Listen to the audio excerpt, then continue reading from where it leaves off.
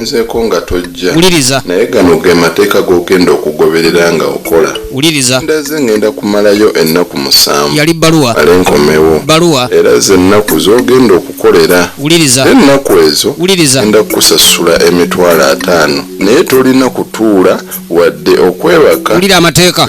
Nkulekeddewo ekisenge ekimu kyenjagala okozese. Entebe bazimugana. Galobeerengamu. Uliriza. Nyumba eyo mulimu olukuubo. Era olukuubo olwo kuliko akasenge akamu akali mu mbiriizi oba mu sayidi emu. Uliriza. Nkusaba tokaggulangawo wadde okwetegereza okwagala okumanya ekirimu lwa nsonga mulimu embwa yange gye nkuumiramu ate nga nkambwe naddala nga siriiwo. Wabula mu ffumbiro mulimu ekisawo omuli obwokulya. Njagala okwatengamu oggyemu embatu 2 oziteeke ku kabakuli aka kiragala omala obutwala obuteeke ku mulyango ogwo. Wabula bw'omalanga okubuteekawo njagala odduka emisinde ofulume obeere wabweru. Aba yakasaya akabakuli ne keefuula. Kati bamulagira emirimu gino agikole nga sente ze bamuweza omusaala simbi. Sente zisalawo. Naye emirimu mugikola tetuganye omuwalo n'omulaba muto ebintu byo birabye. Kakati akabakuli ani akalidde okupindi akabakuli kakalu okutemya lwaliisa akabakuli kakalu tetwagaana yasalawo akola emirimu naye bakabibye amakanga galimu yekakumba akasenge katandika okweggula ekiro mu ttumbi ne mufubutukamu omuntu ate nga yatugambye embwa musiru firimu yino firimu yino bananga akasenge kavaamu omuntu kigambo yefudde omuntu atandise okubaako ekibanja kyalamuza ekibanja kiramuza ekibanja bannangera bamukazi watutamanyi gwe abadde aloota firimu yino yigwe mumumanyi Yunusi yigwe omumanyi gwe nagambye mukenga bulijjo amaka gano gatandika otiisa omuwala efirimu yino yayingidde waddamu emukenga bulijjo nakugambye firimu zazze naye eno nayo okukyuka mu ddiiro mulimu eyeesimbye ali mu kanzu firimu yino muvi omuvubuka gwe yayagalanga gwe yeekangira ate gyakolera. Uliriza. Mukama wange ategeera nti nyingiza omuntu mu nnyumba waneeno najjangaba akalimu ki omulenzi gwagala atuusa atya ate no gyakolera. Bannange raba nenkuba esimu nga tokwata okakasa onkyanjagala kulembera tugende nayiroota ennyumba erimu ebikoona ate waliwo ekiyiwa musaayi ekinywa musaayi nga bwekiguwanda bekigufujja bekigumira irimu yino ebyafaayo by'ennyumba eno bibi nnyo bw'obanga tonnafuna mulimu tebannakuwandiika osooka omanye ogenda kukola wa byogenda okukola bye biki obikolera mbudde ki naye ate okulingiza ennyo musaayi mukasenge muvi gwe bannange gwe Yesu ke tugenda maaso kaakane kano tukyalengera kalango ono yali mutuuze asenguse okuva gy'abadde kitamanye kikyamugjayo mukubo booda yeekyanga mu kwekyanga omusaabaze agaana okusasula efirimu tukyalengera kalango asuubiza yamuleese nga sente bwe ziri gy'alaga sente waliwo abazikozesa so nga n'abalala balina ebigendererwa byabwe. Yunus Igwe ye producer waayo tukyalengera kalango eno tugiraba mu bufunze naye nga mu bulamba bwayo ogenda kwemuke omuleesi n'omutwale bagwaŋŋana malakwa entabwe eva ku kugaana kusasula era ogenda okwetegereza omusajja atemudde owa booda bagiyite omuzimu gwa kaseegu ye firimu gye tulaba evudde mu Kingston Film Production Igwe Creative Management Group Ghost Tayito okutuusaako omwami oli okumanya si yali mubbi mu kakaalukanyi bw'amala ogaana okusasula owa booda yali amutwala ekyavaamu okumuta ne piki n'agenda nayo omusajja ng'atwala piki tulengera katono nnyo ku firimu emanyikiddwa nga ebbanja ly'omusambwa Kaseegu piki nga tefuluma mutwala nnyo ebitali byammwe piki nga gyevaamu lubalala piki nga gyevaamu lubalala era lubalala alina gye yatuukira lubalala nga gyavaamu obusungu nga gubaako gwe buyingira omuwumuze nga obusungu bumuyingira obusungu buyingidde omuwumuze tukyagenda maaso n'akalamu kano katono eyalonda atwala ebyobwereere yanyola jambiya firimu yeno bamuyita bazanye wiriba force omusambwa gujidde muntu ebbanja ly'omusambwa odduka n'ebitali bibyo gundi weeyita ki firimu yino omuzimu gwa kaseegu efirimu egenda maaso ebbanja lya mwenge ligwa na mwenge ebbanja lya mwenge ligwa na mwenge kaseegu yajja na jambiya yajja na wulira engalo eno tujja giraba yatuukira lubalala nga gyavaamu obusungu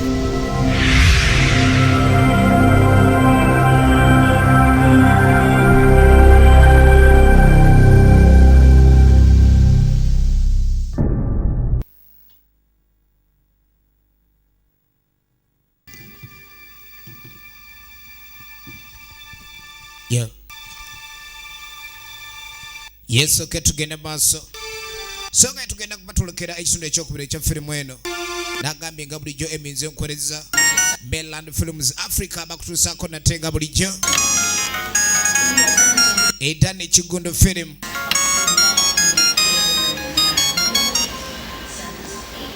Yes, ma'am. Laila Nasanga. Where are you? Mama akubira nakati esimu ambuuza waali. Come straight at home, I'm waiting for you. Yamuga akwate kuleka endyo jeka kuba nze nkulinze. Yeah, of course, I'm also eager to see him. Baali beesunga jjukira kuba ni Jason yali ajja era nakato agamba mama nti nzijja wooli gwekyo olina okumanya kanzije naye ng'ate mu kaseera kano yali amaze okuleka ndi awa munne obudde babe nga beesanyusaamu ng'abaagalana naye ate kwegana ekiri ewaka nekyo famire olina okirowoozaako baadde balina ogenda okuleka ne bano na Jason ku kisaawe mulenzi teyakitegeddeko oni adeeraidde omugamba naye amugamba boosola tusobola ogenda ffenna bw'oba oyagala yamugamba amalirize kasoda ke naye ng'oli naye amugaye yalina appointment ku ssaawa nga 8 n'ekitundu kale nno yali asobola okukwata kubona leka ndi agenda wekinaabange kyakulaba Jason nga kyetaagisizza yalina okuleka ndi amusinkana oluvannyuma era tulengera nakato wano yakwatira ekkubo nalabika ndi yeeyongerayo alabika ndi agenda osinkana ani maama ogenda okuleka ndi bajja Jason ku kisaawe tugenda maaso Pain of Lies Party gifumye tazise mulambalamba era nga nagambye yakwatiddwa munaffe Dane Kigundu y'omu ku badirekita abalungi ennyo kati be tulina mu Uganda mu byekina Uganda era nga nakutegeeza ni kakati firimu zino ez'abanaffe abana Uganda waliwo puroguramu yazze okulabika ni firimu zino zizannyibwa mu bibanda era bibanda mukkirizibwa zizannya kati era nga tujja kuba buli wiiki tubaako firimu gye tuba tukutuusaako bulungi nnyo naye nga nagambye ebisingawo olina okuleka ni mulaba Dane Kigundu alabika ni firimu zino akutuusaako buli okumanyisa firimu kye tuba tufulumiza buli wiiki era buli omu wenna awagira ekina Uganda mu Uganda tukuwaagala nnyo kati era eno nga bulijjo ejjukira eminze enkoleza tugenda maaso mulaba amukwata jjukira tukyalengera katono nnyo mu ebyo ebituukawo mu kitundu ekisooka wakati okuba ni babbi yali amaze okulabika ndi agamba muganda we alabika ndi attibwa olwo mulenzi mu firimu nga zino tuyiga abantu bannaffe be tubeera nabo biki bye bayinza okulowooza olw'embeera yenna gy'olaba eyinza okuba ndi yeriwo omanya ddi omuntu lwakyuka akantu katono nnyo kayinza okufuula omuntu esalambwa n'afuuka ekizibu gy'oli naye nga toliyinza kumanya mukazi watu baamuyisaawo ne bamwolekeza mu nsozi waggulu eyo gy'oyinza n'okkubira endulu ne wabulwawo ataasa era mu kumuleeta agasajja aganyiivu gano agakamba bwe gati ennyo kye gaakola nga gamuyisaawo nagambye munaffe Dane Kigundu nga production eno agitutte wala nnyo okuba ni kakati bayina bulunnyo studio ewe bakutuusaako abaagala okulikodinga audio abayimbi musobola okuleka ni mulaba omukulu ono Kigundu Dane era ne video azikwata bulungi nnyo n'ebintu byonna byonereko kuba ni gwe naawe alina firimu yo gweyagala gikwatirira Dane Kigundu akikolera bulungi. Tugenda maaso. Mukazi watu yaleetebwa. Tebereza abadde agenda kusinkana nnyoko we. Ogenda ku kisaawe okulayika ne bano na muganda we. Yatandika okwegayirira yeetonda nenga n'ensobi gye yakoze okutuuka okuba ne bamuleese wano mukazi watutamanye. Sajja gonna gakambwe gwe sirika nyamanza tamanyi kye yakoze. Lino lyali likulidde Seduvuto.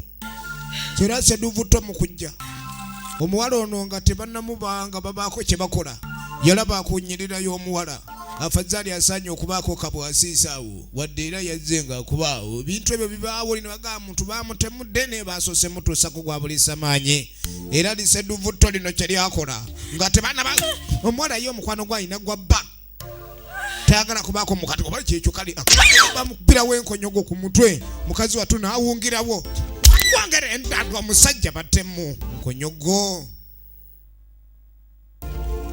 Ekyo kye baakola era nga bamaze okumukuba enkonyogo eziwera baakuba ebifaananyi ebiragira ddala nti ono yaawedde baamukubye enkonyogo mbi nnyo. Tugenda maaso era nga tukyatandika patu eya firimu eno Pain of Lies twatumanya ddala gye bigwera era nga nagenga bulijjo eminze nkwereza naye nga director wa firimu eno ye Dane Kigundu era nga kwegamba tulengera firimu zino zituuse ku mutindo ki ez'Abannayuganda era nga twebaza nnyo mwenna bakasitoma Uganda yonna gye muli kasita mubanga ebina Uganda bino mubiwagirira ddala bulungi nnyo mukola kyamaanyi. Era omwana ng'amaze omutta bamaze okakasani yaawedde baakasukka eri omuguta mukazi wattu yayirengeta mpaka eno labetemu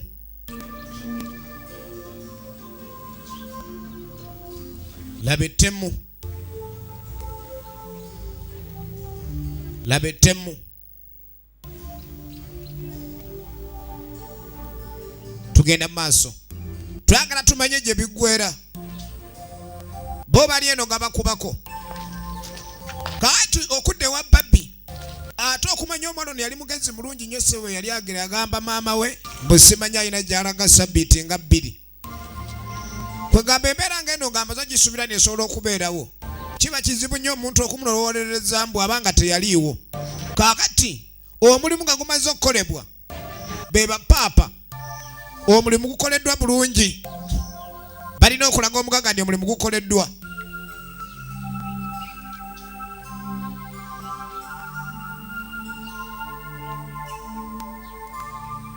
Obalaba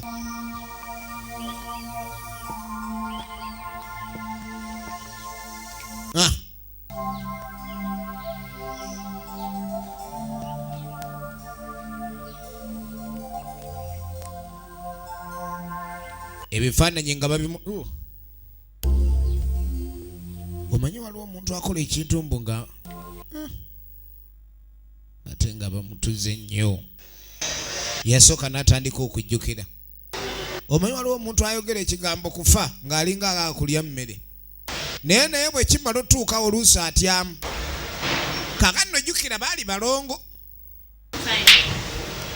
yatandika okujjukira ye babbi lunaku lumu bagenze awo beesanyusaamu bali ku pool table munne amuleeteddeko ice cream. Make sure you don't cheat, alright? Baali baagala naye ne muganda we ono aba atagala ice cream amuyiye eri. Oh, sorry, boss. Sorry. Abadde akyakaagala ono ye n'amuwa okakasa enywa kange. Yali takirowooza nti muganda we ayinza okukola ekyo n'amuwaamu anedda tewali muzannyo genda maaso tewali tabo kamaleemu leka njira nkuzannyirako.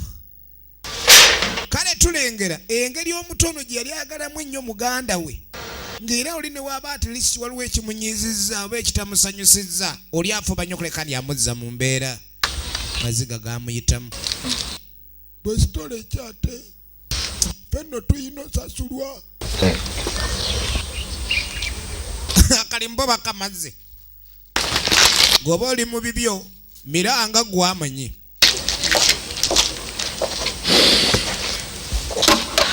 atandise okwejjusa ekintu kyali akoze tekyali kya buntu bulamu kuba oli muganda we yali afudde katuddeko ewa babiri ewa Nakato we yali ng'akolera bakozi tubalengera genda maaso batereza buli kimu emirimu gino okutambula mugagga ne waba aluddewo okuleka ndi ajja mu abakozi mulina okuleka ne mukola bye mulina okukola genda maaso batereza tuba tuli wano nga Mark. I've been trying her phone and it's off. Have you seen her? abadde agezaako essimu ya Nakato nga teriiko omwazireko wayaze kano Because we haven't seen her since we went out for lunch yesterday. yamugamba olaba sinakuddamu kumulaba kuva yamutute ku lanchi jjo You don't know where she is? tomanyi waali kyogamba kuba nze mbadde ndowooza ali naawe Nope. nedda okay Can I get your number in case anything happens? kati oyinza okumpa ku namba y'essimu singa abawo ekyetaagisa kyonna oba tukkubirako omusajja obuvunaanyizibwa nga omanyi ennaku zino abawala bazibu nnyo ayinza okusaba ennamba nga naye nakyagamba maaka teyagiwaayo ng'atambula maaka yatambula butambuzi analowoozezaamu awo musajja ng'atambula yeeyongerayo oluvannyuma ogenda okudda ewaka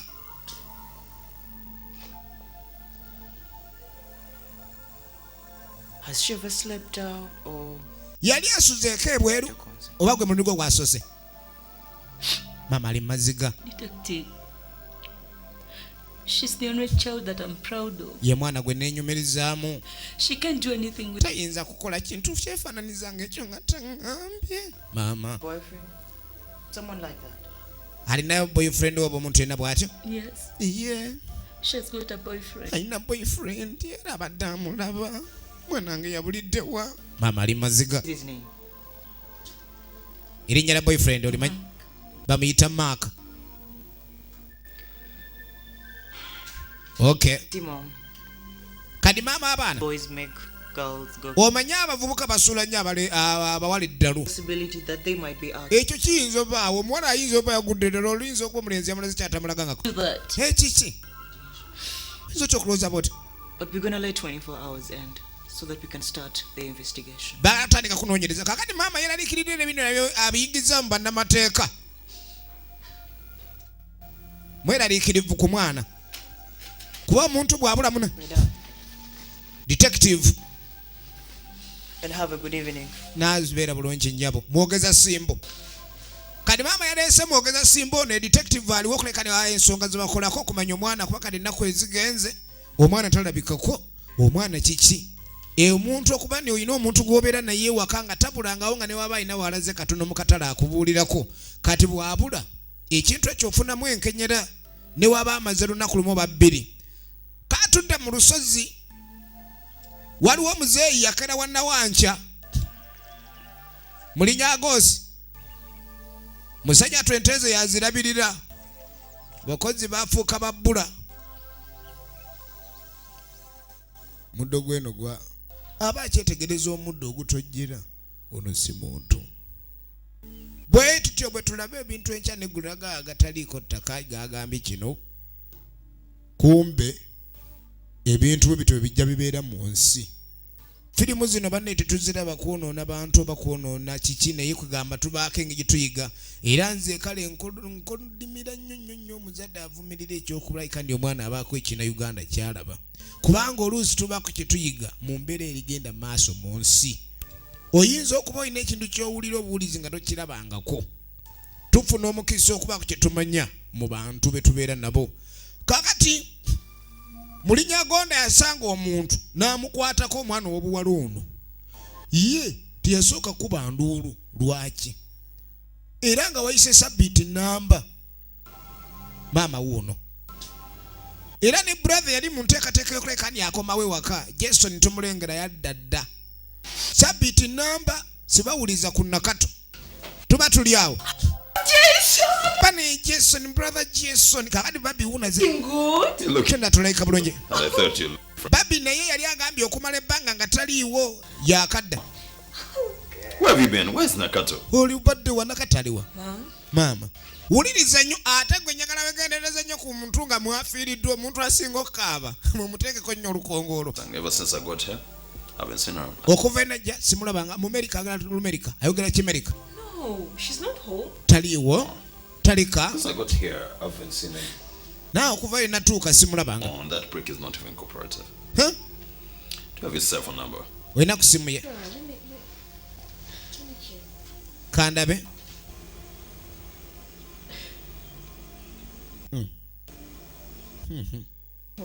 Ya I don't have that guy's number. bane sina na namba ya boyfriend we. Badi bala ku namba ya boyfriend. Namba ya boyfriend tebagimanyi. Ya boyfriend wa Nakato. Ekintu nno kyalinga ekyokusaaga. Naye kaakati. Katonda watu.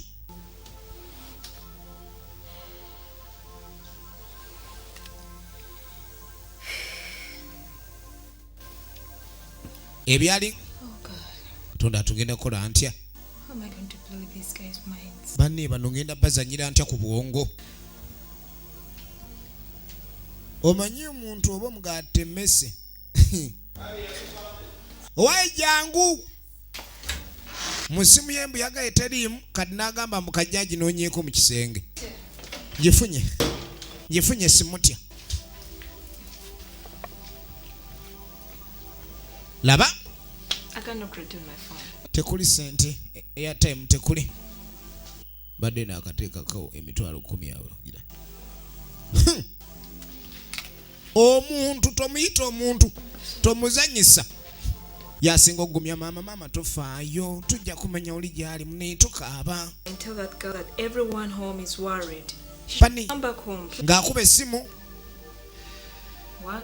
eki bakubira omulenzi Let me talk to him. leka njogereko naye ate ono alina omuliro kasigiri kakirawo braza muko What's up, man? Where's my sister? gwe kitole kimwana sister ngo oli naye What? kiki That's what you're going to keep saying without doing anything. You don't even care. kyogenda sigala ng'okola ekyo nga tolina kyokolawo oli awo oyogera bwogezi bitajja What the hell are you talking about? kikyogerako magombe Look. gwe Man, What did he say? agambye eki soft. avuddeko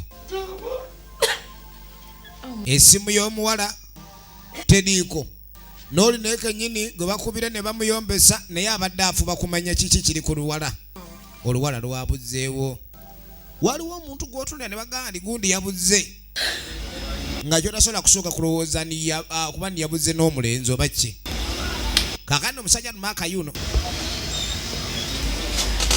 aba ali wano How can I be of help?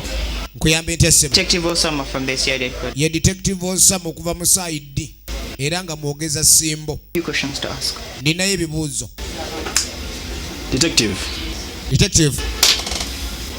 I'm not in position to answer them right now. nyinza okuba siri mu mbeera ebyanukula I think it's a good idea to speak that way.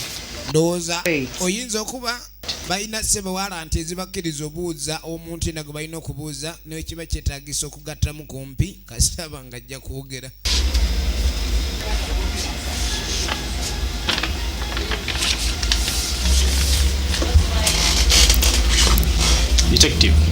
Detective, I know where the headquarters are located manyi poliisi weeri myself. nja kwereeta Mr. Mark, bwana Mark whatever your other name is, kyonna kye I bakuyita wouldn't want to complicate the situation. saagala oyo n'embeera olwedde yasajjuse dda Only need instant, total cooperation. twagala okukolaganirawo tugende mwogeza simba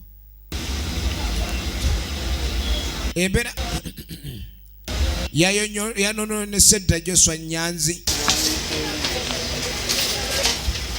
tugenda maaso y'omu ku bazanyi ba firimu betusubwa ennyo Joshua Nyanzi original names yatuvaako ku maaso mu bulamu obw'ensi nenga ate filimu yetu giraba era nga zizimu ku filimu ezisosokoleka nizifuluma mu programu eyokuba ntutandise project eno twagala bannayuganda bamanye emirimu egikoleddwa obulungi ennyo mbazanyo ba filimu bano bannayuganda era nakyo ekigenda maaso kati ku filimu zaffe munnaffe bamutuusa ku poliisi. Detective, I said I don't know what you're talking about. Bagamba basembe okubani gbalaba n'omuwala ajja atya okuba ntamanyi muwala waali era kye baagala lekeni abannyonnyola kati olimpa amanyi kyetwogerako wano weebuzaabuza simanyi ngambye simanyi ng'ogwomanyi gw'osaaga gwe ojja kutunnyonnyola va mu lwali musajja twagamba tamanye Mr. Bose. Bwana Gundi. And you preferred Babidi over Nakata. And you decided to take her life. Detective, I don't know.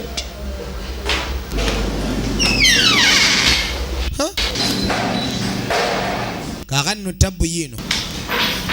Alina ku chai. Jagala kwogerako naawe.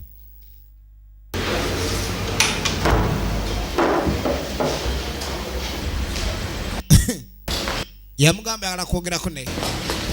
Excuse me. Sonyiwamu. You think it's a good idea to Olowooza kirowoozo kirungi ekyo? It's not a real. Omuntu n'alabikaniza omusango kyemukoze wekolekani mumuwa ne kaawa mumuwadde ne kyayi wano muli ba babysitter. Omwana ono atandise okulaga obusungu obw'amaanyi. Now listen, that man there is a criminal. Omusajja ali criminal kyokka muyisi. It's my corporation. But this is where we take over.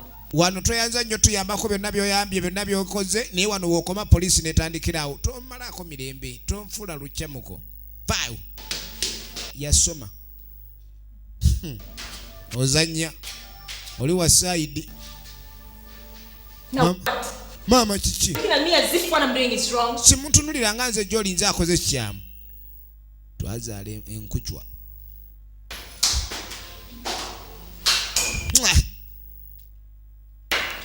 kade omwana oli yeefuula alina omumowa naye nga ennugu gy'alina ku maaka ndala nnyo kubanga maaka yagezaako okumutetenkanya mu byalaavu n'alema kakati detective ono mwogeza simbo ng'agwa mu ofiisi eya maaka mwalimu essimu njagala olabe omanyi we baba batandika okukola ku ky'okunoonyereza obujulizi mu nfa wooli we batandikira detective kyekimufula detective adetectinga kakati bw'aba muntu tojja muyita detector aba detective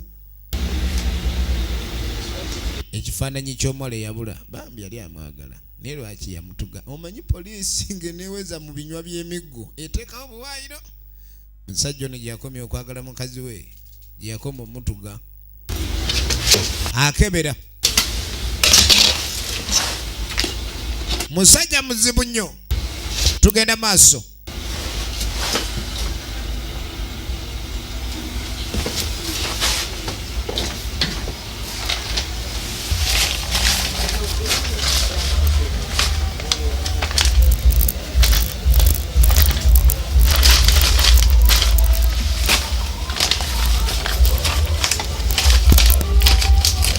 akebera buli wamu nagambye kati firimu zino buli oba gwayagala okugiraga ku kibanda mu mateeka amatuufu olina kulekani oligestalinga kati obenga firimu okugiraga toli mu bumenyi bw'amateeka era nga tobbye enzibe bugenderera wa weeguze firimu gy'olaga na mu ngeri yonna ekwatagana mu bina-Uganda naye nga twagaye buli lwakutaano tujja kuba tufulumya ebina-Uganda era nga twagambye zino zo kwegamba zigenda ate kuba nizifulumira ali ku Majestic Plaza.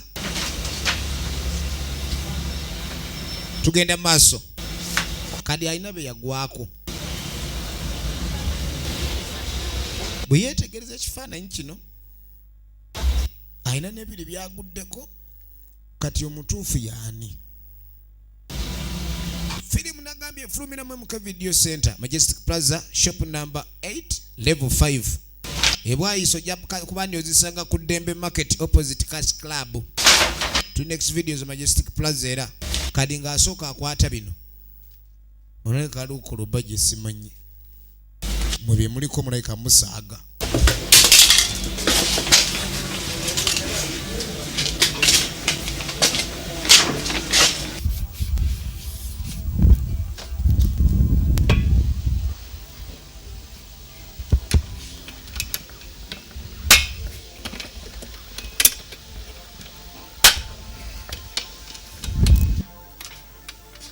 Mama, you know.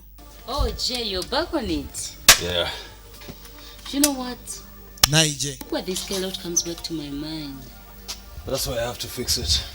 Monokene lwaki tunulire n'engeri gye kwegamba gyawulira nga Yeah. ebadde era emyemaze ebbanga tetambula. I thought that maybe it has to breathe again. Ejja kuddamu leka endi efuna weefunira empewo. Try to start it. Nani kandabo beetandika. Benz.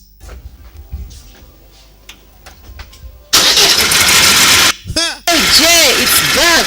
Ekomyewo. Ajijijiji.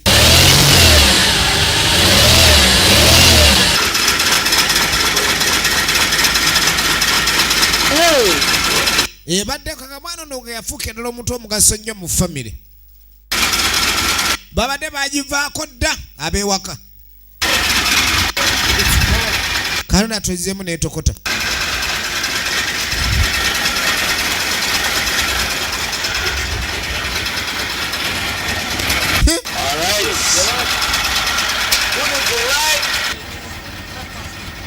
Nkulu lwa buvubuka. Baali bagivaako dda ewaka. Maama ni Katonda ati omwana yazuukusizza mashini. Kansooke njikebere tulabe. Tugende maaso. Ogenda okudda.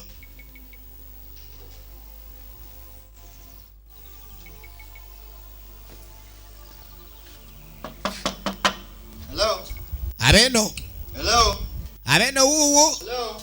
Abeno. Ali mawulire. Ate ani akonkona obudde buno. Konkona obudde. Oh, thank you.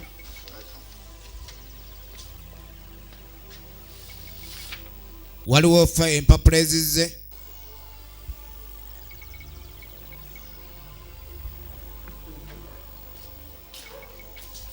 Laba omuwala w'owaka. Jay, what is that? Jay kyekyo. Damn. Maama nnyabo. You've just been served. Good stuff. Laba bino.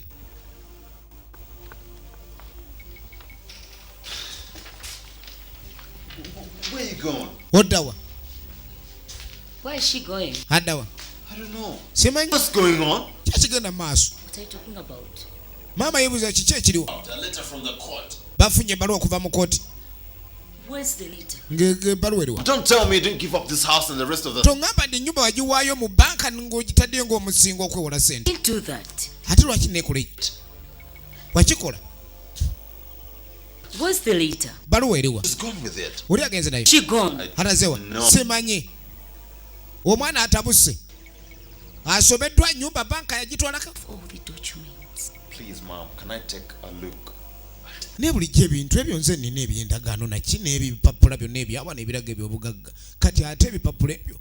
Maama tajjukira genda mu banka kwewola ssente na kutuuka kuteekayo ennyumba eno n'ebyobugagga ng'omusingo. Kyokka ono genda wulira maama yakuba mulanga. Maama yakuba mulanga yassa ebipapula n'endagaano n'ebyapa nga tebiriiyo. Kyokka ebbaluwa ya banka oluzze eraga nti ebanja oli n'akumamu nayo agenze nayo n'amalamu omusubi. Kakati nga tudda mu A&S aba electricals. Omanyi ono mugezigezi A&S Electronics Limited. Hello, how can I help you? Sebe okuyamba entya? How big? Really small. Neetaaga kamera nga yenkanawa nga ntono. Why? Kiki? Oh, never mind. Tofa. No, it's okay. Have a She's seat. we have a couple of solutions for you. This type of camera. Tulina kamera kika kino. It's a very small camera. Ntono. It's an outdoor camera. Ekolera bweru. Infrared. That means it's weatherproof. Eina infrared ekitegeeza. You still get the pictures. Ebyo ne babwakiro. In the night, you could still be able to. Esobola okulabika kandi esigala ekwata. When there are no lights. Okay. Nekuba tekuli mataala ekwata. For residences because. Eina infrared. So we hide it somewhere. Tugikweka wano mu nasobola kulaba omubbi ayinza n'okujja nga waddukira weeri nga tamanyi. Being done, then it will record the act. Then as you play back, you as the master. Kakati kyonna ne oba toliiwo erikodinga bulungi gwe woddira n'okebera ekyakwatiddwa. This is a spy camera. Eno spy camera. Just as you see it, nga bw'ogiraba know that it's a camera. Oli ayinza otamanya nti kamera. A lighting object. Oli alaba nga ttaala. You see its beauty. It's like ogiraba. See what she's doing. It can record, and the recordings you can play them back on your laptop whatever time you need. Esoloka kandi recordinga byonna byo recordings noddamu n'obira ku laptop yo. What she's doing if she's resting, and then see your sweetheart resting, and then you know she's there at home. Ebega bulungi nnyo wakaba n'abakazi ab'embaliga. Ogiteekawo bwakugana neebase gwe oba eri ku mulimu ng'okola nga eri mu kisenge kano nange ngenda kagula. And then another place you want it. Omugaba mukwano ndeese ettaala n'agamba omwami yagula ettaala ye ennungi mu kisenge kumbe ebega ye kati abeereyo nga yeeyogeza akola ki kumbe kamera erikodinga. Kaakati tugenda mu maaso. Kaakati no bannange firimu yiino omuwala ono teyafa. Omwana ono omulunzi w'ente yamulonda. I've really enjoyed the supper. Nannyumiddwa nnyo ne yanze ekyeggulo. Oh yeah. But I'm also very grateful for the hospitality. Namunenge bale kunnyamba. Thank you so much. Weebale nnyo weebalire ddala. My child.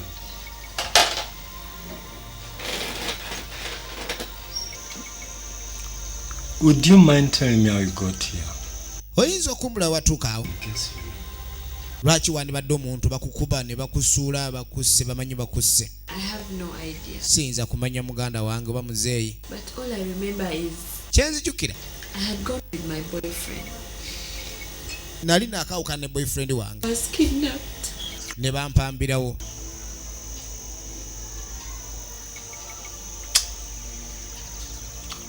Do you have a family? Olina family gy'ovaamu? Yes. Yeah. I love the family. Family nnungi. I'm a twin. Era nga ndi mulongo. We are both girls. Ffenna tuli bawala. Both my parents are still alive. Bazadde bange bombi balamu. Well, era I happen to come second. I stay with my mother. Abeera ne maama we. And my sister. Ne sister we. And my brother just came back from the States some time back. Era kirabika muganda adde yakadda Sebutembo oyo omulenzi yabakulira mu America. Did you leave your sister at home? Ne mwanya kwa mulekayo waka muganda wo. Why are you asking me all this? Lwaki ombuuza ebyo byonna? Wuliriza. Got a reason. Nina ensonga. No. Saamulekaayo. She went somewhere. Ayina gye yali adda. Sikia. This morning I went to the court. Kumachagaliro mbadde ku mukooti awo. There was a case that mbadde nina omusango nange gwendiko gwempuliriza. This young man nini waba omuvuka gwe baleeta omuto accused of killing his girlfriend. nga bamuvunaano gw'okutta girlfriend we. And what amused me most, tekyannewunyisiza nnyo. this girl, she's of your age. Waliwo omuwala ono yadde myaka gyo. Like hell. Ate nga naye amusongamu nnyo olunwe. Did you get any name? Wafunye ku mannya gonna? Put enough for their names, but I'll be going back for its judgment. Saagenze maaso nakoleka ndi nfuna amannya ge oba byonna byonna naye nja kuddayo nawe musango guno gye guggwera kuba gwannewunyisizza. Agenda kuddayo muzeeyi agenda nga mu kooti bannanga omanye ensi gyetambulira ekuba ssama buli ludda. Buli obeera omusango mu kooti tekisaana gendayo nga wo gwe bawozesa. Muzeeyi ye agendangayo N'awuliriza buwuliriza. Omanyi mu kkooti eyo omuntu ayigira n'omanya kanwe kakazenga kalipo kasimatuka otya. Ono yamugamba nti omusango ogwo afadhali ofuna ku mannya lw'oddayo. Katugenda mu maaso. Hello. Hello. Hello. Is it fine? Is it okay? Please don't clear. Come. Kaakati waliwo aleese kamera mu nju. Buli kisenge bakisuddemu kamera. Njagala olabe. Banange mwegendereze. Mwetwala mu buno simanyi obufu obusulwamu. Okatuuka emusimanyi twagenze mu lodige. Mugenda mu lodige. Otuuka mu lodige nga basaayo kamera omwana najja kukuba picha. Engeri gye wafubutuse mayiro obuwanana. Nga bakukubye ebifaananyi. Nga tomanyi ne kamera ziwe ziri. Kakati no. Ye Jason kyakola aleta kamera. N'aziteekawo. Era buli kyali kigenda maaso buli kisenge mu nnyumba ano nga asobola okulaba. Kwa waliwo ebyali bigenda maaso mu nju nga tebitegerekeka. Kagamba waliwo ebigenda maaso etandise omwewuunyisa.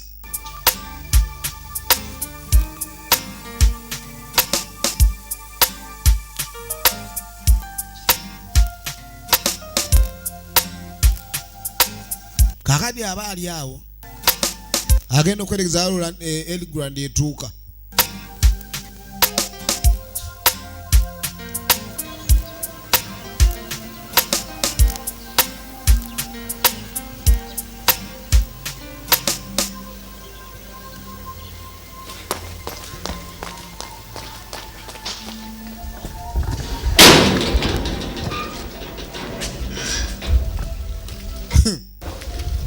Ayingiddewo. Kale entambula alinga bamajje. Omulabye. Kale alina byakimye waka. Bamulinda. No, it's just that I was small. Stale chimbade na bene. Good. And you thought you had our feelings if you let us know? When our feelings endala zo atumanyeko. You're using the back door, right? Ensawe zo. Wacho yita manju. Do you know that you're my sister? Omanyi nti mwe ababiri muli baganda bange. That's right. Would you please tell me, if you don't mind, exactly how you spend the money you used to send? Oyinza okumbuulira mu sente zatambula zitya na kusindikiranga. What about the money you're talking about? In which car? Simanyi na muloka sente kizoyogerako nabyo. You wanna run here? And I know nothing. I told you I don't know about the money and the... Nze simanyi nakubya sente.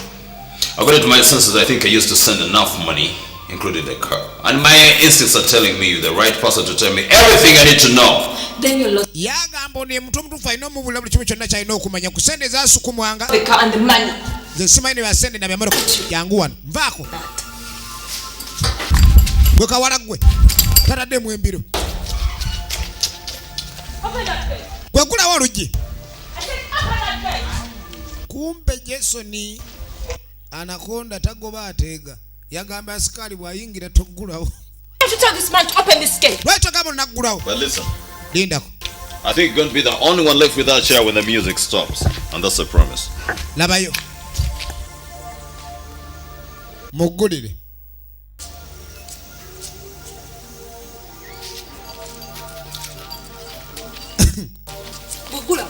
Kula mankalabe. Bakugamba kukingaho na kuguraho. Uli aho. Dore mbwene. Sente ze bamusindikiranga n'emmoloka eno be yakola kugabyewunyisa alaniso nono obuntu yakaleka naleka okakitegedde embeera egenda evunda adduka. Any evidence we can start with? Waliwo bukakafu oyinza tandikira Got nothing. Tewali kiriwo.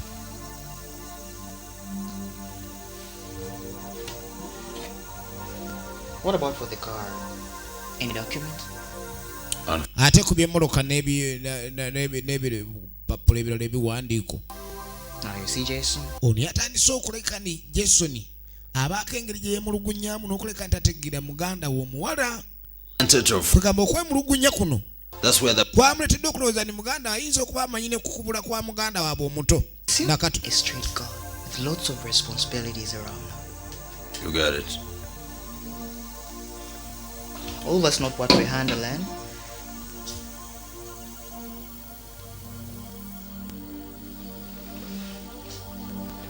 No word. What's the word for it, detective? Church detective. There must be. And where? Why no kuba wengeri endala? Manyi.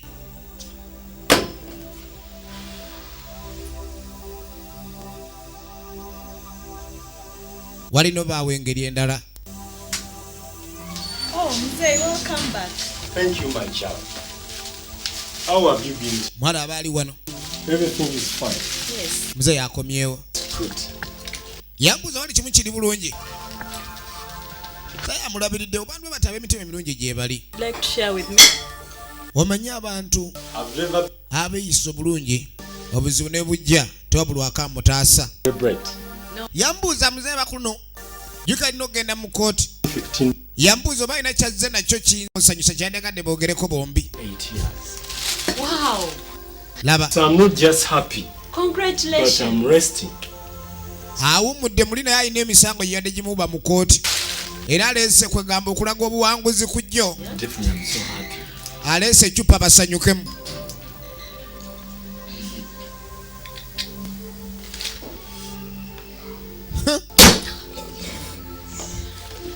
Ecupa nanta kyama buli maka. Ekyuma bukambwe.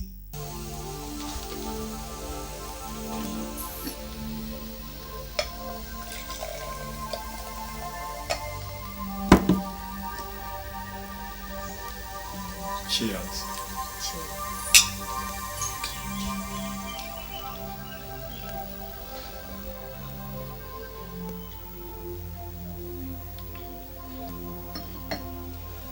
And I was able to do your assignment. Oh, thank you. Aina kye yakozeeyo awo.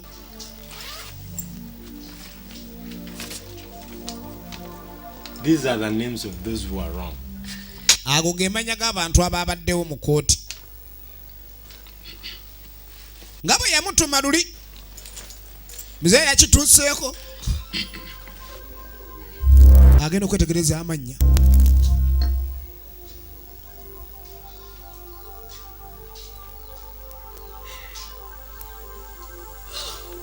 Agenda okwetegereza amannya.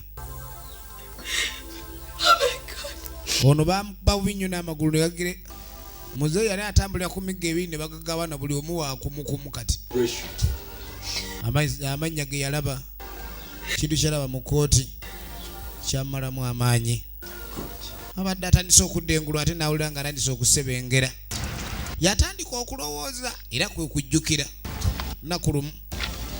Aba ali ku mmotoka ya sisita we. Hi. Hi. What are you doing with my car? Okola ki ku mmotoka yange? I'm just surprised. I thought you left. What happened to your trip? Yeah. Nalowooza nti ogenze. Kye kyatuse ku trip yo. Time. Kubanga ono yali amaze okwogera nti agenda kutambulamu esabbiiti nga 2 nga taliiwo. Wabula ekituufu yali talina gy'alaga. Yali yeekwese bwekwesi mu kibuga. We love you, Babi. Amu ne Babi tukwagala. We love you. Everyone loves you. Buli omu akwagala ewaka lwaki toli waka? Olwo ng'amaze balimba nti taliiwo agenda okukola ebikolobero bye nga tebasubira kuba ni waali. Kumbe ono yali yamugwako. Nakato. You and mother have never shared anything with. Ng'agamba mwefuna okuba ni munjagala naye gwe ne mama mwankwekanga buli kimu temuna kye mwali mumpadde. Buli kimu mwakikukuliranga. Now, listen to me. Puliriza. I want you to go and tell your mother. Njagala ogenda ogambe nnyoko. She should live her own life because I'm living mine. Asobola okuleka ni aba n'obulamu bwenze kuba nange ndi mu bwange. I want you to know is that she is your mother. Kye njagala omanye nti yoli ye maama wo naawe. Get about your nonsense. Sifa ku kasasiro gw'oyogera. Period. Olina okuleka ni omwekiti oluyi. Listen to me very. Gwe mpuliriza gwe kasasiro. The next time you come around. Omulundi ogudda kujja oddugaza emmotoka yange omanyi webooza emmotoka gwe omanyi gwe bagula gwe side mirror gwe omanyi bakuuta endabirwamu gwe omanyi langi emmotoka ssente meka zegula nja kukutugaatuga. On me. This is my life. Buno bwe bulamu bwange. This is my own life. Bwange bw'omu sijjenda kububeeramu na muntu mulala. My sister, I don't care. Oba oli mwannyinaze oba oli maama wange babi kimuvaana kasasiro tonnyumiza. Mbwa za ku kyalo nga si ya Naganga.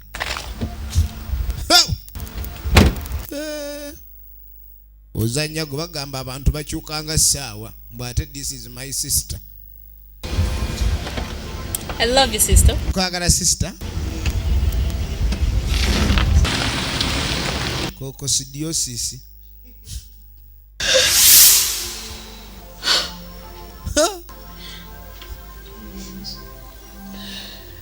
Ajukidde.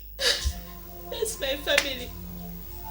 Abali mu kooti bonna ba family. Mark is my boyfriend. I have to do something. Mark, your boyfriend we. He killed me. Agamba balina okuba ku kye bakola. Kuba kati kooti lowooza yamutta. Sorry, I didn't mean to make this a mess. Yamugamba n'onsonyiwa saagende kulekani bino bifuuka bibi bwe biti.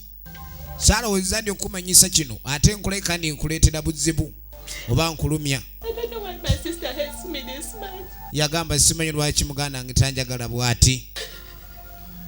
This is so unfair. Kino kiri so unfair, si kya bwenkanya n'akatidiiti. Jagala olabe. Mukazi wattu ennaku yajjula okumutta. Naye nga yeewuunya. Ekituufu agamba Maaka ayinza okuba yakimukola. Naye nga mukazi sajja wattu mu kooti gy'ali awere n'emba n'emisango talina kye yakola. Muzeeyi yajja. Yamujjanja okuba yamulonda n'okufa bali bamanyi ndi yafa. To give you information, your mother got an attack. She's hospitalized in Muyenga. Kakati mama oyo yakubwa pressure era ali Muyenga. Hope you are aware of the complication. Oba omanyi ku bulwadde bwobwo? Yeah, I know about the high blood pressure. Manyi ku bulwadde bwa pressure. Naye how did you get all this information? Bino bino bifuna otya? Your brother is a good man. Muganda we si musajja mubi. You're friends now. Tuli ba mukwano kati. It seems kirabika your mother didn't tell you not to talk to strangers. Ndowooza nnyoko teyamugaana butayogera na bagwira. So I have to see someone. Kambeeko gwe ndaba. Muzeeyi ne yeeyongerayo asojjoka agende eyo. Yamulabiridde. Ali wano musajja atu.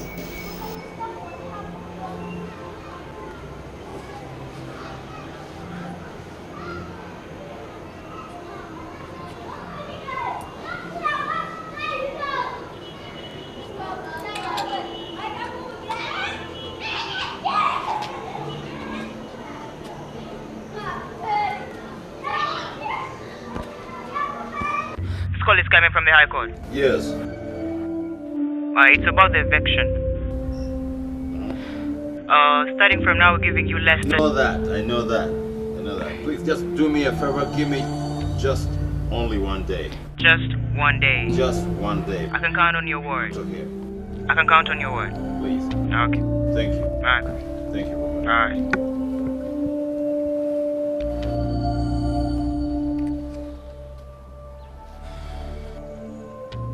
Your Honor, on the case file number 1745, I would like to introduce my witness. Miss, can you tell the court your name, what you do, and your religion? I'm Joan Mata, a professional hairdresser at Hair Zone, Bitipala, and I'm a Christian. Good. Do you say you're Christian? Yes, sir. Can you tell the court what this is? It's a Bible. Are you familiar with that Bible? Yes, sir. Good. Raise it in your right hand and swear to the court that whatever you're going to utter out is nothing but the truth. I swear to the court that whatever I'm going to say is nothing but the truth. Thank you. Now, John, do you know that man? Yes, sir. How do you know him? He's the boyfriend to my boss, Nakato. The last time you saw your boss, Nakato, did you see that gentleman around her or with her? Yes, sir. Can you tell the court exactly what happened? That day. Come on, John, the court wants to know the truth. He's overriding. Calm down. The witness is not in position to answer, Eunice. Calm down. Proceed. Thank you, Your Honor. The court wants to know the truth that your allegations Mark Gasol is responsible can be true. Yes, he did. I know. Then tell us what happened. That day, my boss was very happy, though in a rush. When Mark came and took out for lunch, unfortunately, till now, I've never seen her again. She was such an angel. The following day, he came and asked me whether I've seen Nakato. I was so surprised and asked from whether they weren't together, of which he said no. He said he'd been trying her number and it wasn't going through, which was true. He then went out terrified.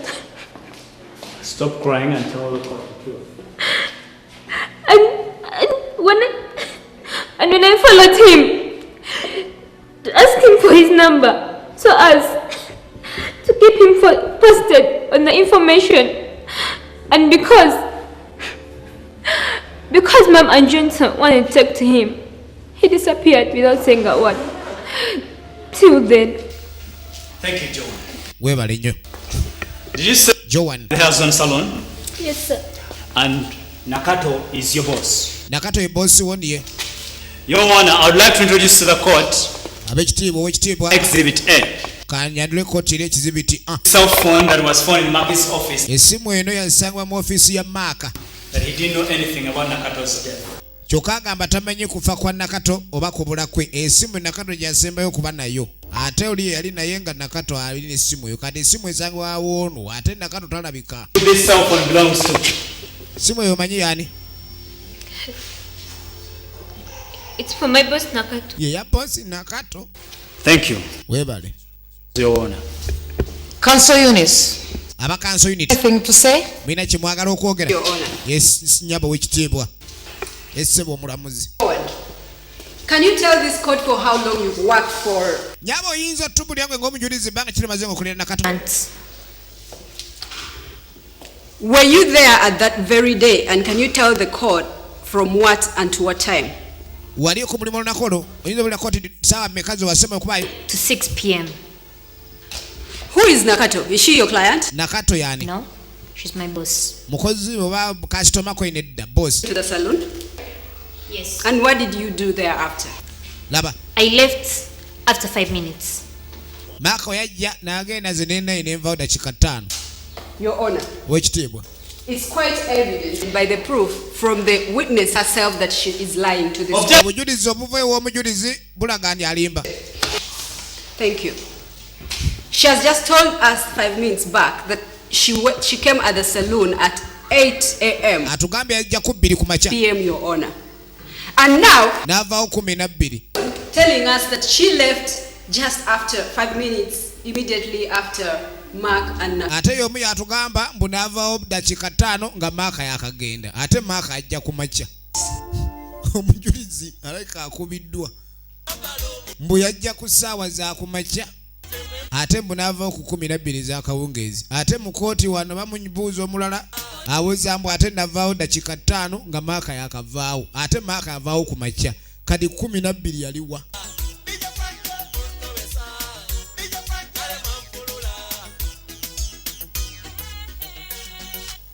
Hello viewers, you're still watching Kampala Television and this is a special announcement.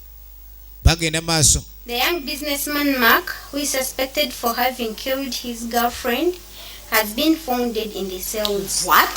The doctor's reports indicate that he was fed on poisoned food. Ogenda okwetegereza. Maaka yafiira mu kaduukulu. Era ng'obujulizi okukebera ba dokita kye bakebedde nti alayika aweereddwa akawunga akalimu obutwa. Really? Sikikkiriza kino. Maaka ali amaze okufa. Ebintu byali byongedde okwonooneka.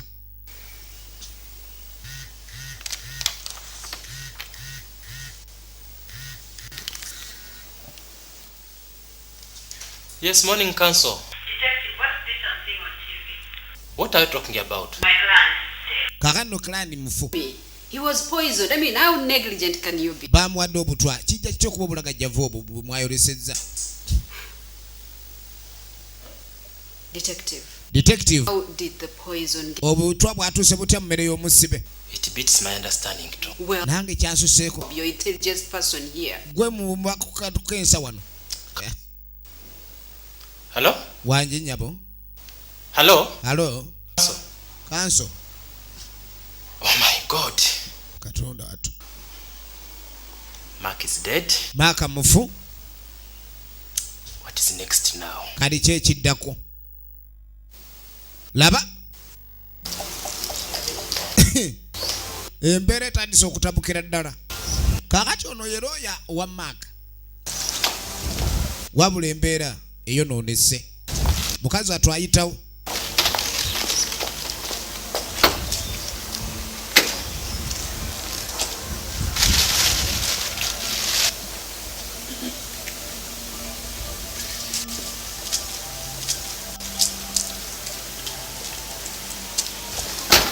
Abaali awo. Nani yabujja kusaba twekubudde bo. My client is dead. Client wange mufu atenze munjagaza ki? For me. Just because your client is dead doesn't mean that the case is dead. Ekyokuba ndi client wo mufu ekitegeeza nti omusango gwaweddewo. You have exactly 5 minutes. Minute dakika 5. Kunnyonnyola ki? Okay. Kale. We are very sorry that your client is dead. Kitalo nnyo ekya client wo kufa. Strongly believe that his death has something to do. Naye ekyokufa kwe tukkiriza aliwo ekyakireese. I request that we work hand in hand to tube twaka tukwatagane tukoleganire wamu. How can I be of help? Mbayambye ntya? As his lawyer, nga gwe lawyer we. Any information implicating the deceased that you never presented before the courts of law? Gwenga abadde lawyer we obadde olinawo okwemulugunya ne yafudde abaddewo n'obujulizi bwatakugambangako oba ekintu kyonna kyatagambangako. There is something he never told you, perhaps he lied? Talina n'ekimu kyali agambyeko. He's handling cases with people of his age. Nze mbadde nkwatagana emisango mingi egiri mu bantu abalina emyaka ng'egijje. Naye nga sikiwani yadde asobola okunnimba talina kye yankweka. Kweni okakasa? Occurred to you that your client had an intimate relationship with Babirie? Obadde okimanyi nti client wayinza okuba nga ayinamu enkwatagana mu byalaavu ne Babirie? Muganda w'omuwala eyattibwa oba eyabula. What are you driving at, detective? Kiki mugezaako tegeeza detective? It's obvious, counsel, that your client lied to you. Kiri obvious ndi client we yakulimba.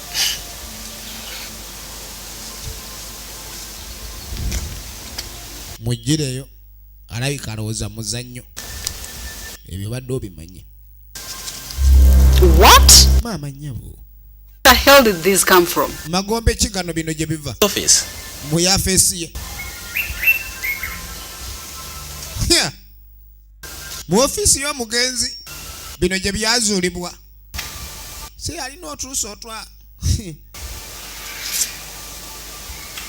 Ekiragani omukwano gwaliwo. Tugenda maaso biggwerawa tunuulira firimu. Right, guys, remember, we are all going after notorious bandits. We all go in. We all come out. Right, let's. Mujuke tugenda mu babanda. Fenna tulumba era tuvayo lumu. We all go in. We all come out. Kati balumbye. Labeta.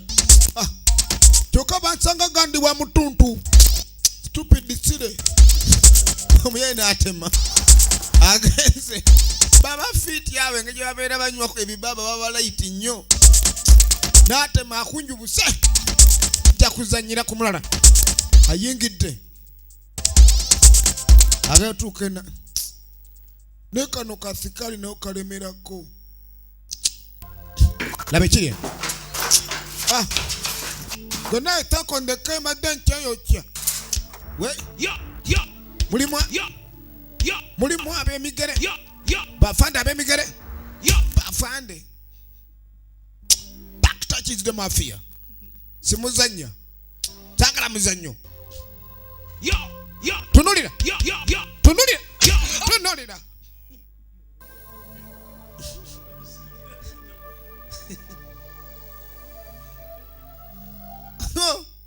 Ebintu bizzeemu ettabu. Musuwuki. Musuwuki.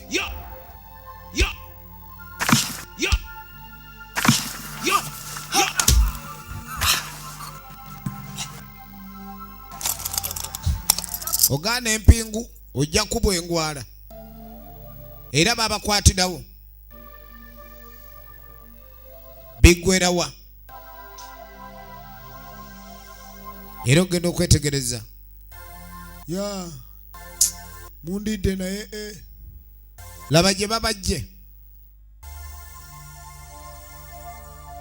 omye bamulidde oleeta omuzannyo wano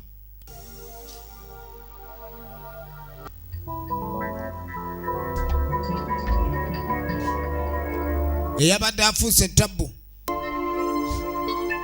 yaganye empingu yamunyiga engwala bamuleeta awalira musuuki yamulina oluvannyuma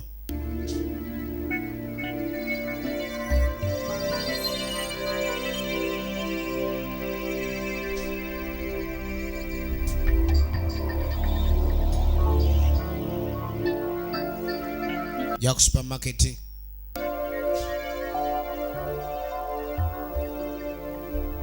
genda tuuka zaafune ku bikozesebwa jaye ebikkiridde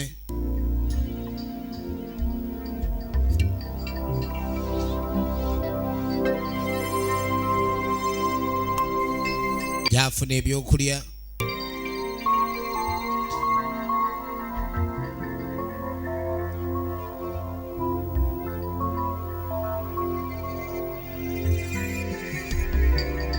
mwala yatererera ddala naye nga munaaye omanye ebintu we bijja olusimatuka okufa ate osooka ne weebuuzaamu abo baali baagala okutta lwaki baagala okutta ge topapa kyovula asooka n'asirika n'asooka yeewala embeera yonna yandibadde aleka okuba nikyakola ewaabwe amanyiyo naye teyaddabo kuba yayagala okusobola okumanya muzeeyi asobola muyamba ki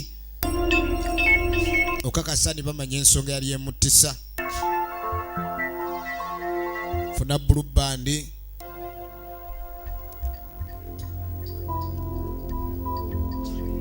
yasimatuka kufa muganda wange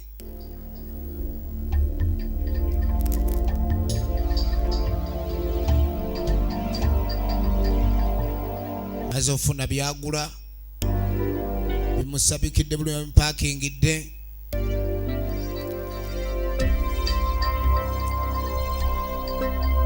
avaayo kandi aba agenda wali wabeerawo ne bino ebyamawulire ogenda okulengera akatabo akamawulire ono gwe bawadde obutwa mu kkomera baawe maaka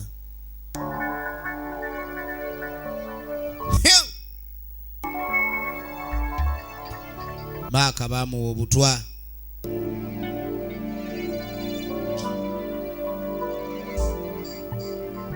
ebintu yasuula awo bano n'abakozi amagoba double profits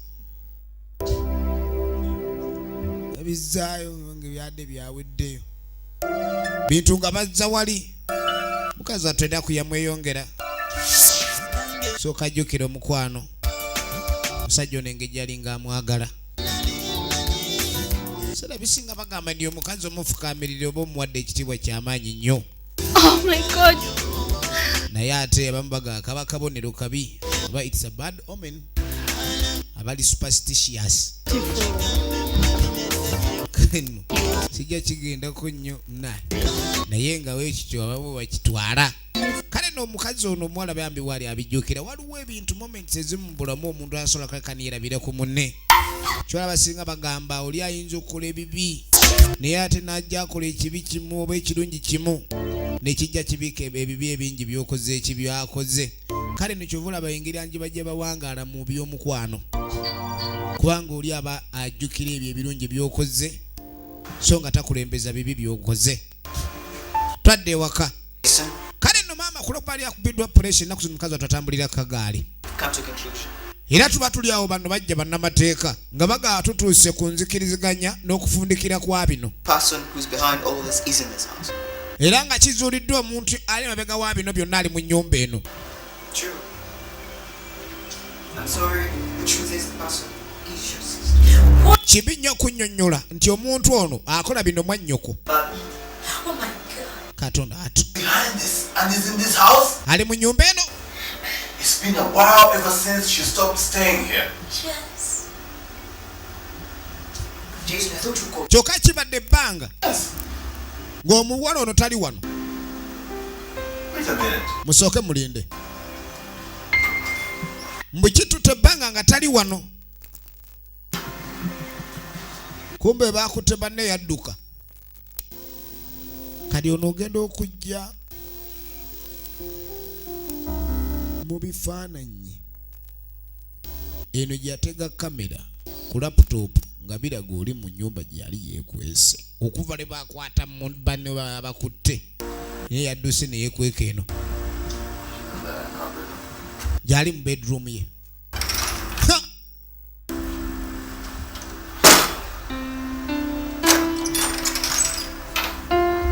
Abadde yeekwese.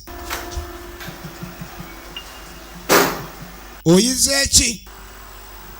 Do you recognize the gentleman standing with my mom? Omwami oyo ayimiridde awo mumanyi? Nsi mumanyi. Okakasa. Detective.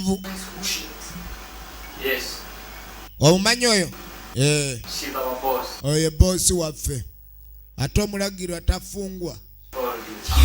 Sure? Ekiki? Banango yalimba. And you're still not sure. Tomanyi yani oyo? I told you I don't know that. Nze mbagaye simmanyi yani. Me? Anesi bako. Okakasa. Detective, what's going on? Sokolinde. Detective wa malala nnyo. Sokolite ate aludde mu detective. I'm sure you'd like to have a look at this. Twandagadde ku kino. Kikino. Ebifaananyi biraga nga ali mu mukwano. But you'd like to have a look at this. Ne kino okirabe. Do not believe that. That's a friend. Ebifaananyi ebiraga ng'omwana attiddwa, muwala ng'akubiddwa bubi nnyo nakato. It's not true. Bano ebyo si bituufu. Nze bampayiriza. Bano nze mundeka. Kujja, wekozzeeko. Tuba tuli awo. Nakato, is it you? Right here. Omwana akomyewo. Where have you been? Gwe baatuga. What happened to you? Ki ekyakutuukako? Jasoni. We looked for you all over. Twali tukunoonya ebbanga ddene. Maama yakubwa pressure olw'embeera. Mama was kidnapped. Maama bampamba. Baani?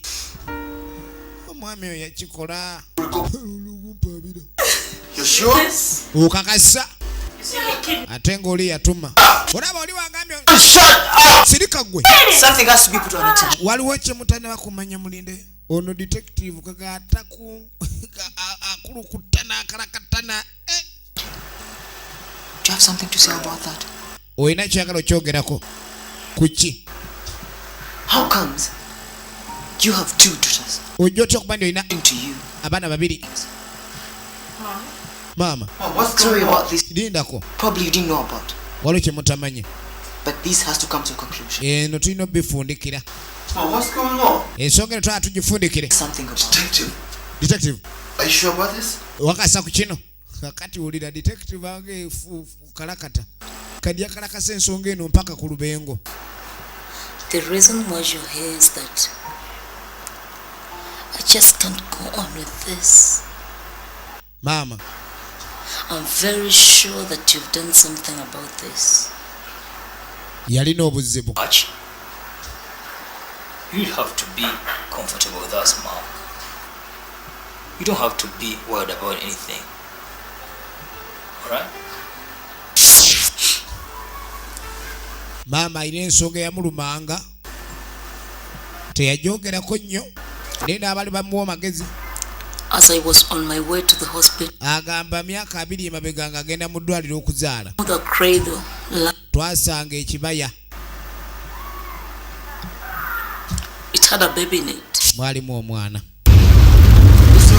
Kubanga jjukira Saalongo mu kugenda kwe. Baleka. Ono ng'olubuto lw'ekyanze. Drive faster. I'm having a lot of pain. kuvuga avuga. Oh my God. Dereva balaba sanga omwana kibaya kiri mu kuba kati ate munenga omanyi ebintu ebyo tomala gatomera bakugira. Oh my God. Mwali mu mwana waliwo yali azadde omwana n'amusuula era omwana ebamusanga onadda nanyonyola munne. Baby. Mwali mu mwana. Alice, go see it, please. Kandi atubalina okuleka ne balaba omwana bamutaase kubanga kwegamba okubanga ogenda muleba kuzaala ate nga n'oli naye ali wali mwana gw'omanya otya ni Katonda talabike ni akuyisa bubi oba okulayika ni abaako kyaleetanga kiremya. Kale nno engeri gy'odi nti oba ogenda kuzaala oba muzadde n'oyo ataliwo oba osobola omulera. Era maama ow'omutima omulungi yagamba omwana bamuleete wadde bagenda kuzaala banakiraba kye balina okukola kasita amateeka weegali mwana banamutwala ku poliisi wanaaba awala nga omwana eyabuze banaamuwaayo bwe kito bwe kyali. I took it to the police station. Mwana bamutwala ku poliisi. The police wasn't in position to find the right person. Poliisi neremu okuzuula ani yali azaala omwana. Bonga abaali bamulonzi waye ya poliisi bagamba gwa mulonzi ogira oba naye nga tumanyani nyiniye. Kuba poliisi tebananywantu. Oh, Detective Kabali. Detective Kabali ye yajja. Please make yourself comfortable. Namuna tukwaniriza. Mom, how are you? Uli otya? How are you? I'm good. Now, how are these guys? Bali batya bo. Ooh. She's so beautiful. Mwana mulungi. Kino kye balonda. Cool down, baby, cool down. Hey, cool down.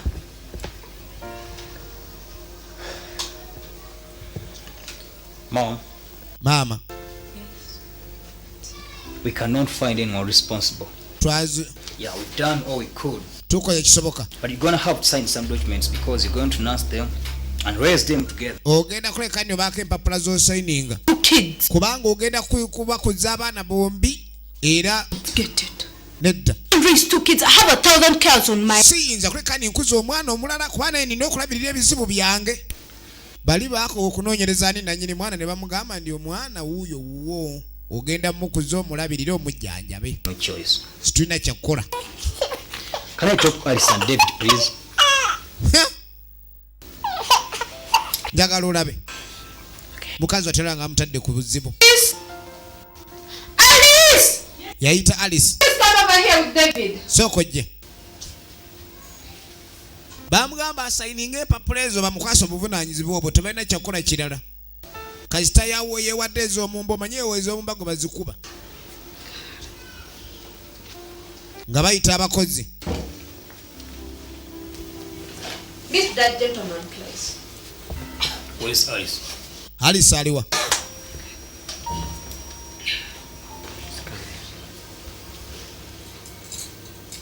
Guys. Abai. I would like to ask you a few questions from outside. Njagala babuuzaamu ebibuuzo bitonotono ebweru. Muyiteewo. Miss Alice. Bwana Alice. And Mr. David. N'omwami Dennis. David. Are you fine? Muli bulungi. Omanyi poliisi. Okay. Kale. According to our investigations, kunoonyereza kwaffe kuliwo information that she gave birth to twins. Twafunye amaleka gamba nti omukyalo ne yazadde balongo. Is she okay? If you know something, please. Your cooperation is very vital right now. Kyonna engeri tulina okukwataganamu kyamakulu gye tuli. Right, like she told you, we find a baby beside the road. Omwana twamusanga ku luguudo. Yeah, since it was going to rain, so we had to take with her to the hospital and a police station. What's he said? Nothing but the truth. Miss Alice. Yes, sir. Is it true? Yeah, it's true. Kituufu ni kituufu. Mwana balonda mulonde. All right, thank you. Kole mwebale. You may leave now. Musolo genda kati. Mwana yali alondeddwa. Igenda kukolebwa kitya.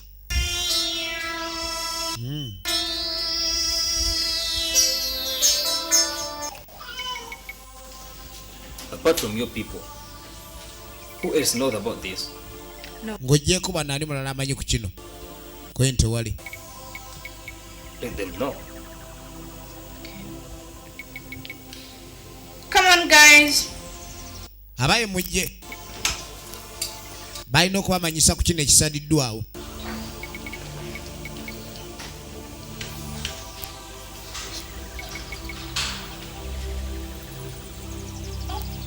From today onwards, okuva na leero I'm a mother of 2. nze maama w'abaana bano bombi. Can I ask something? Beeko kyembuuza?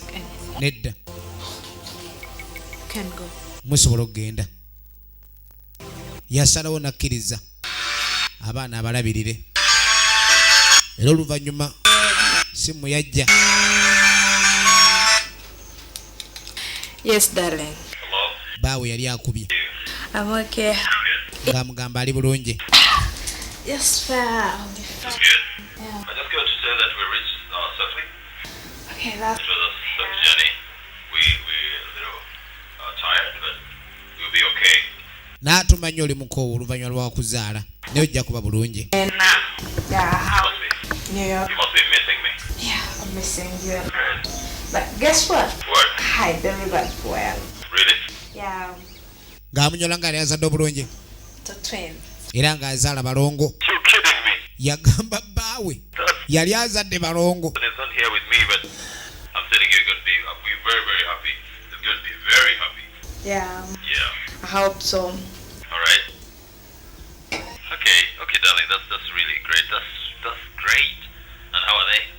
They're all fine over there. So Yabuuza ekigenda maaso bakoba kikindi awo wali bulungi. They look like me or you? Banfaanana bafaanana gwe.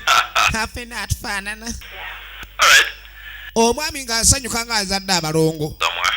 I'm still going around. I'm schooling around New York City, but I'll call you later. I'll call you. Akyavuga ali mu kibuga New York akyatambula. Nja kukubira. Take care, sweetheart.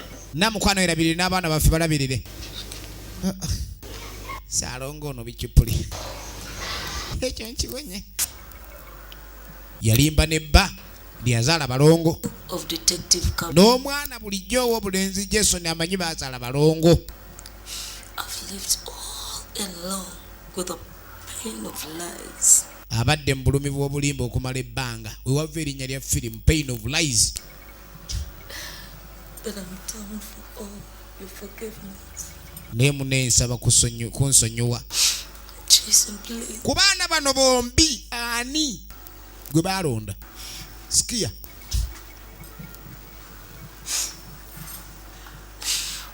Mom. Mama. We've gone through a lot. Oyise mu bingi. Everything is under control now. Buli kimu kiri mu under control. Bano bakiraba gwe baalonda era like aw'empisa embi oyo. The sweet girl I never predicted to meet this. Mom is surprised. You're so surprised that all along. Tekyewunyisa omwana okuba bw'atyo. First, she sold the house. Okusooka atunda ennyumba. She did all the crap. She used to sell things I used to send. Ne bye nasindika wena ng'abitunda. She sold all your things. Byonna abadde abitunda. This is too much, Mom. I'm so surprised. And worst of all, Calm down, Mom. Calm. Kakana mama. she killed Mark, Natta Maaka. my only daughter's boyfriend. Calm down, guys. Calm down. Muwala. Ono yatta Maaka. Don't do this. Mommy, please, I'm sorry. Mama. Shut the hell up! Yo. Ate bamutegedde si ba Luganda. I loved her. Yamwagala. Only daughter. N'amutwala nga gwazaala. But see what she's done to us. Laba byatukoze. Olaba abaana ababenze ky'obola asironda kasasiro. Whoa. Calm down. Calm down. Bibagamba omanye engero z'Abaganda tezeebulizaayo. Akabaka weeyolera kakaluma entumbwe. Ko kabanga akayagala supu. Kaakano jangu. Olaba okwepankapanka okwo. Kale nno baamuyoolayoola. Baleke ne bamujjana. Naye nga tujjukirako omu ku bazannyi ba firimu Joshua Nyombi. Tujja musobanye ebbanga lyonna. Tubaye tula Pain of Lies. Emina tengalanze buli jumadde nkuweereza. Abadde Farida Kuteesa nga babirye. Laila Nasanga nga Naalongo. Mwebale kulaba banne tubagala nnyo mwenaagira ebina Uganda era nga twagala kuba bisanga mu matundiro ga firimu zonna mu Uganda. Akumata kumira mpera. Adios amigo.